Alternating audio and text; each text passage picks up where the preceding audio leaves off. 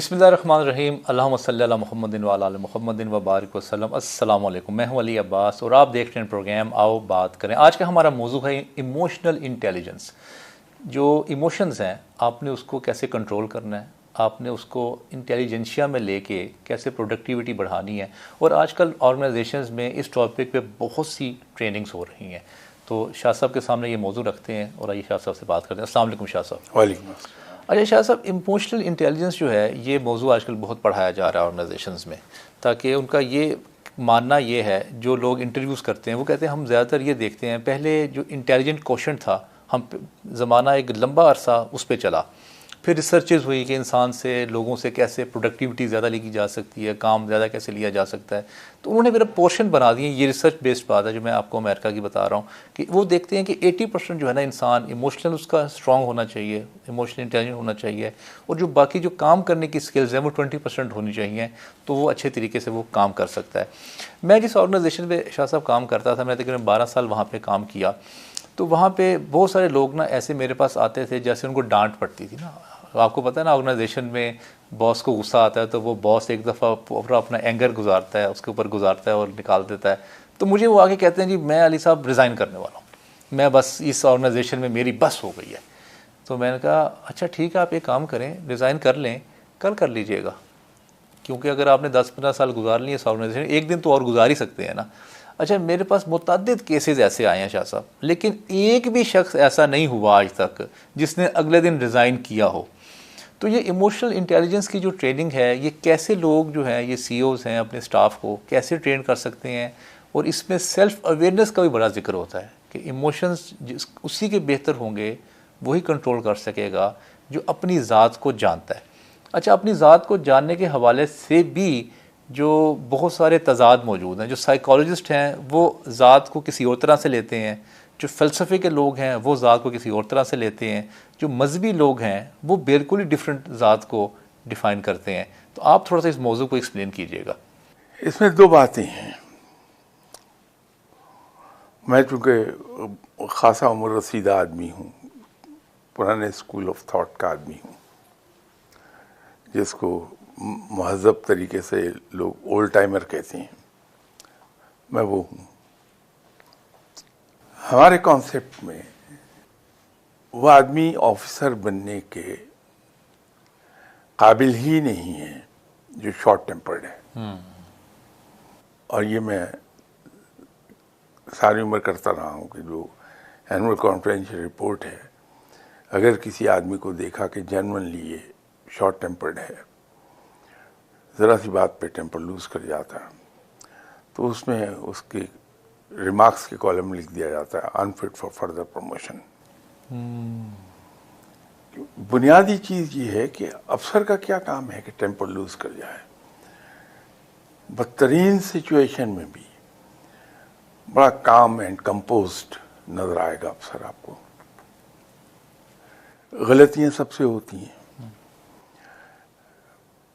मैं तो अक्सर बेशतर जो लोग टेम्पर लूज़ करते हैं कि साहब मेरे मातहत ने ये गलती की थी, तो बैठ जाइए आप आराम से, तो ये बताइए चाय पियेंगे कॉफ़ी पियेंगे। तो फिर उससे एक बात कहता हूँ कि आप आई अप्रिशिएट कि आपने इतना सीरियस नोटिस लिया अपने मातहत की गलती का। ये जो इतनी बड़ी आप सज़ा दे रहे हैं उसको, जब आप उस लेवल पर थे तो डोंट यू थिंक कि आपसे गलतियां होती रही हैं? तो आपके बॉस ने आपके साथ क्या यही सलूक किया था? तो आप याद कर लीजिए कि उसके लेवल पर जब थे तो आपसे भी ऐसी गलतियां होती थी। तो एक तो ये कि आपके सीनियर ने आपके साथ क्या सलूक किया, दूसरा आप क्या तवक्को रखते थे कि आपके गलती के जवाब में आपसे क्या सलूक होगा। मामला वहाँ ठंडा हो जाता है। गलतियाँ सबसे होती हैं, खुद जो टॉप पर बैठा हुआ बॉस है उससे भी गलतियाँ होती हैं, और उसकी एक गलती अदारे को बहुत हैवीली कॉस्ट करती है। जूनियर लेवल पर गलती होती है, लेकिन उसके ऊपर का जो इमीडिएट इंचार्ज है वो पकड़ लेता है, वो नहीं पकड़ेगा, उससे ऊपर पकड़ेगा, कहता है कि टॉप मैन ज़रूर पकड़ लेगा। तो गलतियाँ, उससे नुकसान नहीं होता, लेकिन टॉप मैन के हाथ से हुई भी गलती बड़ा हैवीली कॉस्ट कर जाएगी। तो पहली बात तो ये है कि मातहत को गलती पर सरजनिश इस अंदाज में की जाए कि वो सीख सके। ये नहीं है कि डांट खा के बेचारा चला जाए, नेक्स्ट टाइम नर्वस होकर उससे बड़ी गलती करके आ जाएगा। एक बात तो उसमें ये है। दूसरा, सबॉर्डिनेट उस हद तक उस वक्त जाता है कि मैं रिज़ाइन कर दूंगा जब हम सरजनिश उसकी नहीं करते, उसको इंसल्ट कर रहे होते हैं हम, जिसका हमें पता नहीं चलता कि गुस्से में मैं उसको डांटने की हद क्रॉस करके उसको इंसल्ट करने की हद में दाखिल हो गया हूँ। तो ये ऑफिसर की क्वालिटीज़ के खिलाफ है, जिसको हम एब्रिवेटेड फॉर्म में OLQ कहते हैं, ऑफिसर लाइक क्वालिटीज़, ये उसके खिलाफ है। तो पहली बात तो यही है।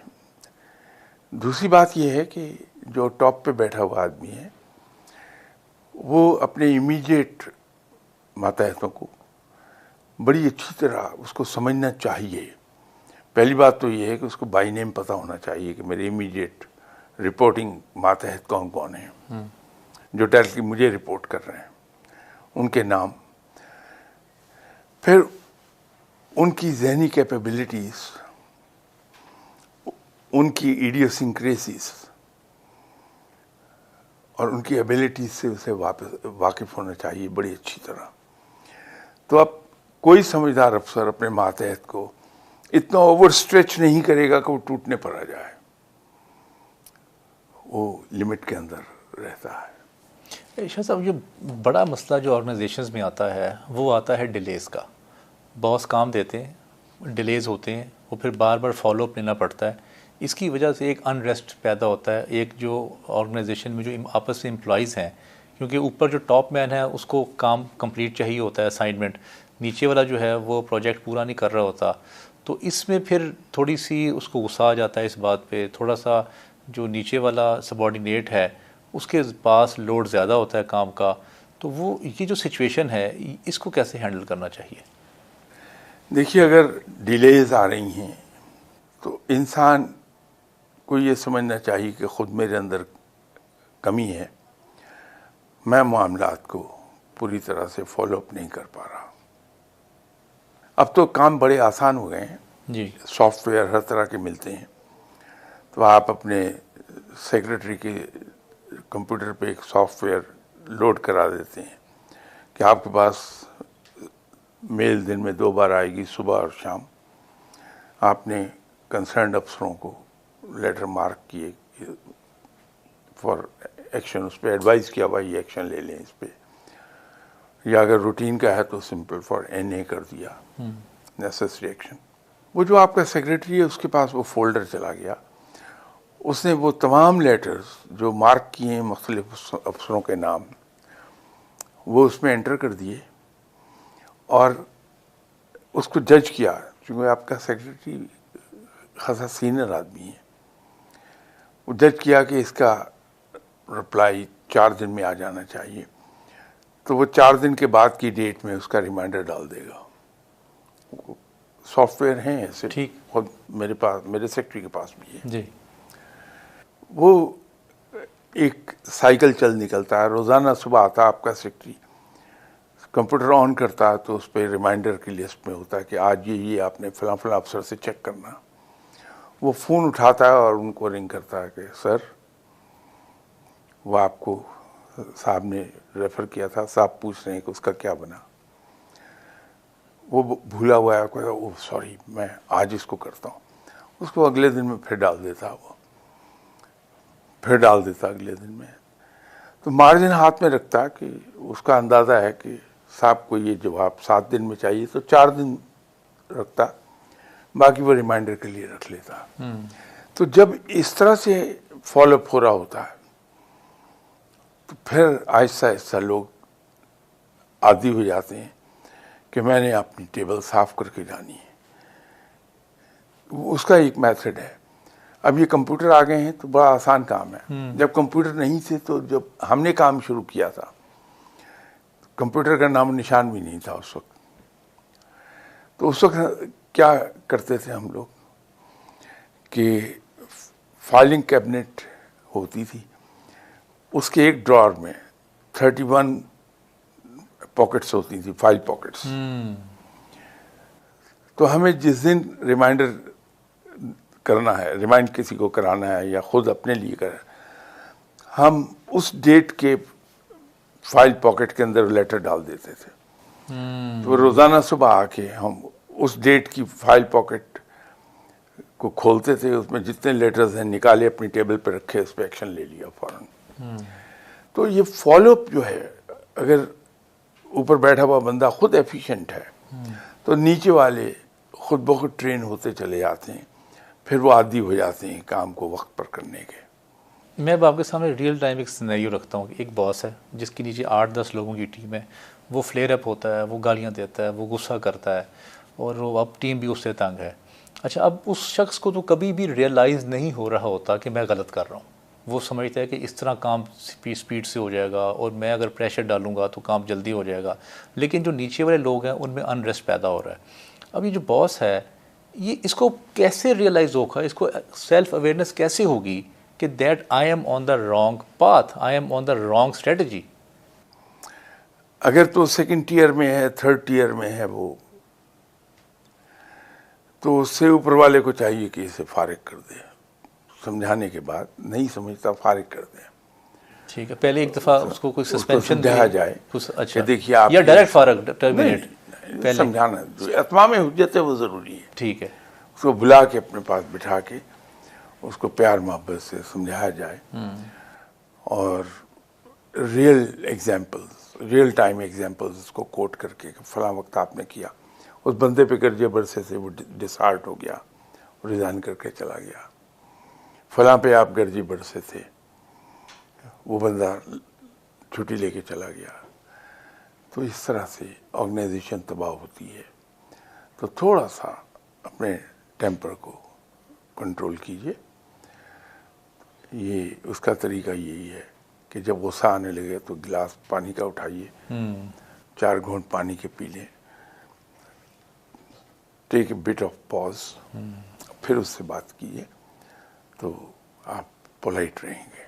एक बहुत मशहूर कहावत है शाह साहब ऑर्गेनाइजेशन में कि people don't leave organisations, they leave bosses.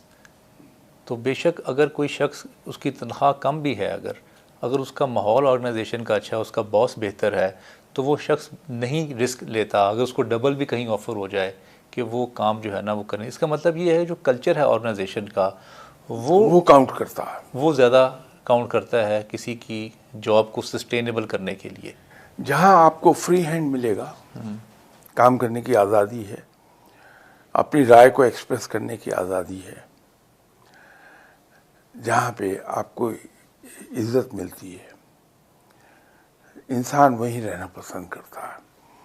तो कोई आदमी अगर अपने अदारे को प्रोग्रेसिव बनाना चाहता है, तरक्की की राह पे डालना चाहता है, तो अपने वर्कर्स को ये 3 चीज़ें प्रोवाइड कर दे कि उनको रिस्पेक्ट दे दे, उनको एक फ्रीडम दे, फ्री हैंड दे दे काम करने का, फ्री हैंड दे दे अपनी राय एक्सप्रेस करने का। ठीक। तो स्टाफ नॉर्मली कहीं नहीं जाता।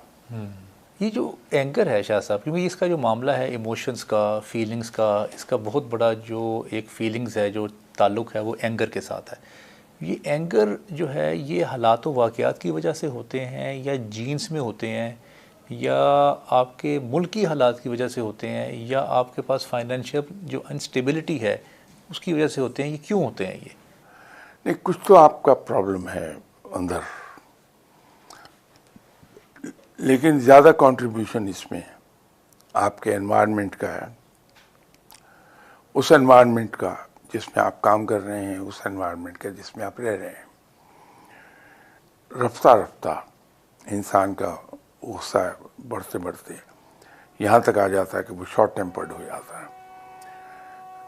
इंसान को एक अपने ऊपर खुद नज़र रखनी चाहिए दूसरा, आपका अदारा आप पे नज़र रखता है कि आपके बिहेवियर में अगर सडन चेंजेस आई हैं तो ऐसा नहीं कि वो आपको कंडेम करे।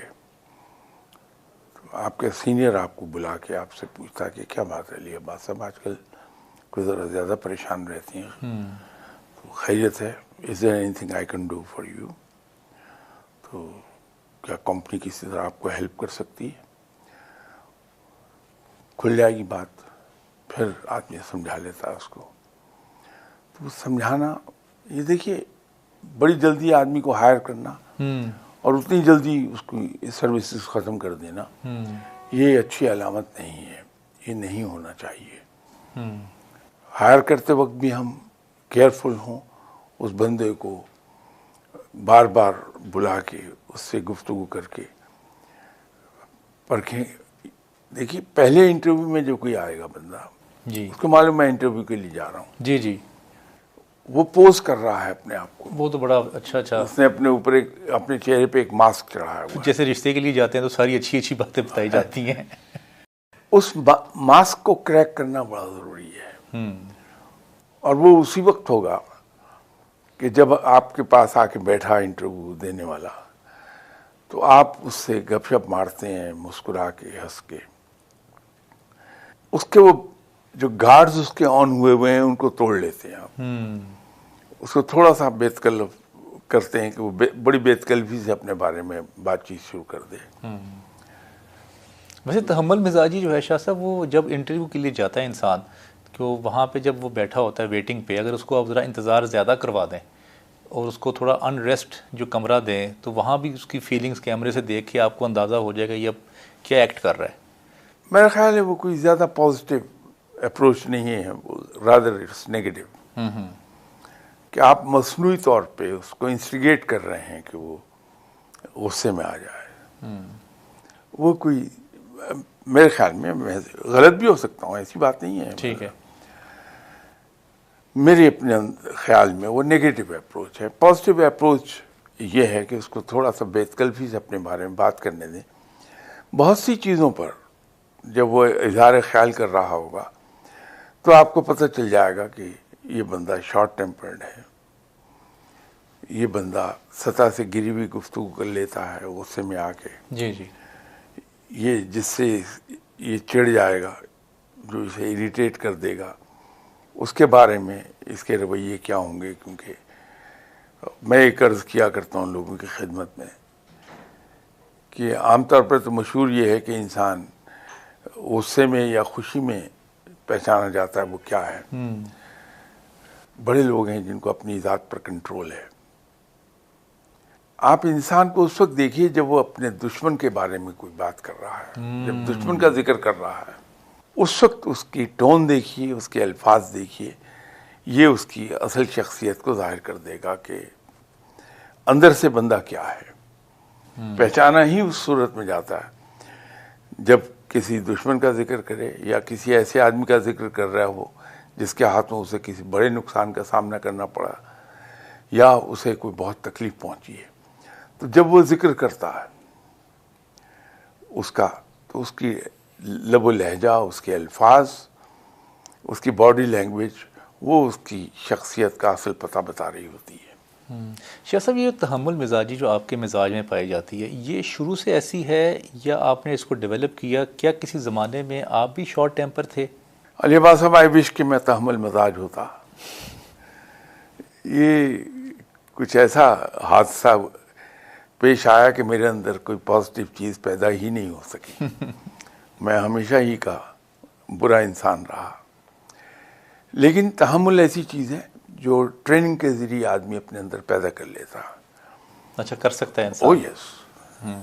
अगर इंसान सेल्फ सजेशन के मोड में चल जाए कि अपना ट्रीटमेंट वो सेल्फ सजेशन के ज़रिए करे, जो ही उसे गुस्सा आने लगा तो अपने आप से कहे कि नो, मुझे गुस्सा नहीं करना, मुझे ऐसे मौके पे स्माइल करना है। तो स्माइल तो नहीं कर सकेगा लेकिन गुस्सा कंट्रोल में आ जाएगा। तो आहिस्ता आहिस्ता उसके अंदर ये बर्दाश्त और ज़ब्त पैदा हो जाता है। मैंने शाह साहब क्योंकि हायरिंग बहुत की अपनी ऑर्गेनाइजेशन में, मुझे मेरे जो ऑनर्स हैं वो ये कहा करते थे कि मेहनती बंदा लेके आना हमारे सामने, जो इगोइस्टिक है उसको ना लेके आना, बेशक वो कितना ही काबिल क्यों ना हो, क्योंकि जो मेहनती होगा मैं उसको काम सिखा दूंगा।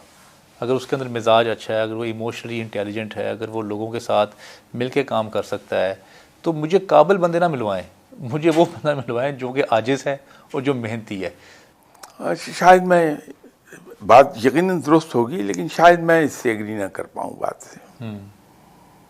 मेहनत अकेली आपको इस तरह से पे ऑफ नहीं कर सकती जितना मेहनत कपल्ड विद इंटेलिजेंस। एक 10 मन की चट्टान का टुकड़ा, जी बोल्डर पड़ा हुआ है एक, मैं एक आदमी से कहता हूँ कि इसको ज़रा 2 फुट हिला दो। अब वो बेचारा सुबह से शाम तक लगा हुआ है हाथों से धक्का देने, वो 1 सेंटीमीटर भी नहीं हिलता। नहीं हिलता, सही। इसके मुकाबले पे एक इंटेलिजेंट है बंदा जो माइंड अप्लाई करने का आदी है जी, मैं उससे कहता हूँ तो कहते सर अभी मैं कर लेता हूँ, तो 15 मिनट में वो एक लीवर के तौर पर यूज़ करने के लिए उस क्रो बार वो तलाश कर लेता है, उसके नीचे एक बड़ा मजबूत पत्थर रखता है और उस क्रो बार के वो चट्टान के नीचे फंसा के एक हाथ से उसको लिफ्ट करता है, वो 2 फुट आगे चली जाती है। अब उसने ये काम, उसको ऑर्डर इंस्ट्रक्शंस मिलने से लेके फिनिश होने तक 1 घंटे में काम कर लिया। सही। तो मेहनती होना बड़ी अच्छी बात है, नो डाउट, लेकिन मेहनत के साथ अगर इंटेलिजेंस शामिल हो जाए तो रिजल्ट बड़े खूबसूरत पैदा होते हैं। मेरा तजुर्बा तो ये है। अच्छा, जो इमोशंस हैं शाह साहब, क्योंकि हम बात बार बार इमोशनल इंटेलिजेंस की कर रहे हैं कि सिचुएशन ऑर्गेनाइजेशंस में बिगड़ती रहती है, कभी कोई क्राइसिस आ जाते हैं, कभी कोई सेल्स अच्छी हो जाती है, क्योंकि ज़्यादातर तो ऑर्गेनाइजेशन का जो दारो मदार है वो सेल्स पे होता है। तो जो लोग सेल्स की ख़ास तौर पे काम करते हैं उन पे बहुत प्रेशर्स होते हैं सेल्स को कंप्लीट करने के। बाकी जो डिपार्टमेंट्स होते हैं उनके तो इतने प्रेशर्स नहीं होते, क्योंकि उन्होंने कोई रिजल्ट्स प्रोड्यूस नहीं करने होते, उन्होंने ऑपरेशंस करने होते हैं। तो उस हवाले से उनका कोई, जो आप समझ लें, जो उनका जो पे ऑफ सिस्टम है वो तो डिफ़ाइन होता है। जो सेल्स के लोग हैं इनमें ज़्यादा जो है ना वो प्रेशर होता है सेल्स को प्रोड्यूस करना, टारगेट्स पूरे करना। ये लोग पर्टिकुलरली कोई ख़ास बात बताएं कि ये अपने आप को कैसे कूल एंड काम रखते हुए काम कर सकते हैं। अजीब इत्तेफाक है अली अब्बास साहब कि ज़िंदगी में जितने भी लोगों से आप मिले उनमें जो सेल्स एंड मार्केटिंग से ताल्लुक़ रखते थे जी, उन्हीं लोगों को सबसे ज़्यादा सॉफ्ट स्पोकन और सबसे ज़्यादा प्लेजेंट पाया होगा आपने। वो उसकी एक बुनियादी वजह है, उनका जॉब मोनोटनस नहीं है। वो हर लम्हे नए से नए आदमी से मिल रहे हैं, उसके साथ गपशप कर रहे हैं, उसकी पर्सनालिटी को रीड कर रहे हैं बगैर उसको जाहिर किए। जी जी, वो उनकी ज़िंदगी में एक तनुक रखता है, हर लम्हे एक नई चीज़ आ रही है जी, उसे बोर्डम नहीं होता। वहाँ प्रेशर्स आते हैं, उन्हें टारगेट मीट करने हैं, लेकिन जो टॉप पे बैठा हुआ वो भी तो बेसिकली सेल्समैन है जी, अगरचे अब वो head of the sales and marketing department है।